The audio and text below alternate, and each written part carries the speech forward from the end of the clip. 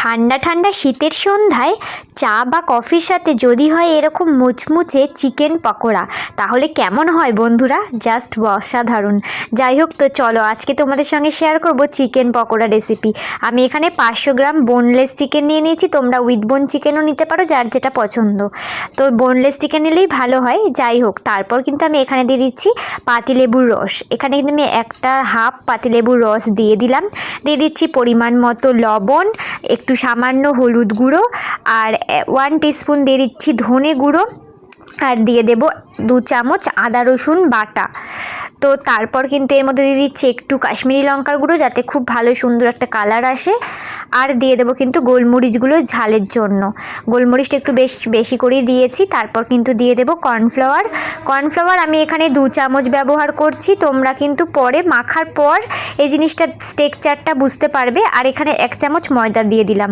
আর দিয়ে দিচ্ছি একটু সয়া সস, আর একটা ডিম আমি এখানে ভেঙে দিয়ে দেবো।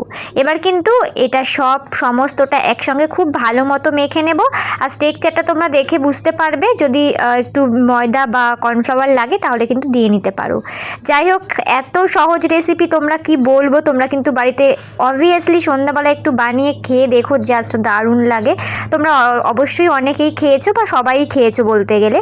তো যাই হোক, এত সহজে যে বানিয়ে ফেলা যায় সেটা তো তোমাদের সঙ্গে শেয়ার করেই ফেললাম। তারপরে গরম তেলে তো এগুলো কিন্তু এক এক করে ছেড়ে দিলাম।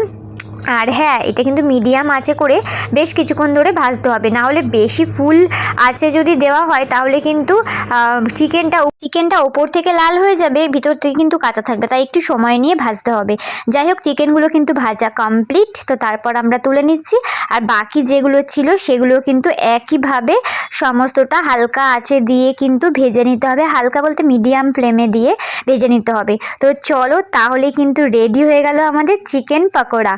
তো তোমাদের কেমন লাগছে দেখে অবশ্যই একটু জানিও। দেখে খেতে ইচ্ছে হচ্ছে না বন্ধুরা? এবার চিকেন পকোড়াগুলো একটু পাতিলেবুর রস আর একটু উপর থেকে চাট মশলা ছড়িয়ে সস দিয়ে স্যালাড দিয়ে কিন্তু তোমরা সার্ভ করতে পারো। আর নিজেরাও কিন্তু চা বা কফির সাথে সন্ধ্যাবেলায় স্ন্যাক্সে এটা রাখতেই পারো। জাস্ট দারুণ লাগে খেতে। আর এই রেসিপিটা আজকের এইটুকুই রাখলাম। তো তোমাদের কেমন লাগলো অবশ্যই কমেন্টস করে জানিও। ভালো লাগলে কিন্তু একটা লাইক করে দিয়ে যেতে ভুলো না বন্ধুরা। আর বন্ধুদের সঙ্গে এই ভিডিওটা অবশ্যই শেয়ার করে দিও। তো চলো, আবার নেক্সট কোনো রেসিপি নিয়ে আসবো তোমাদের সামনে।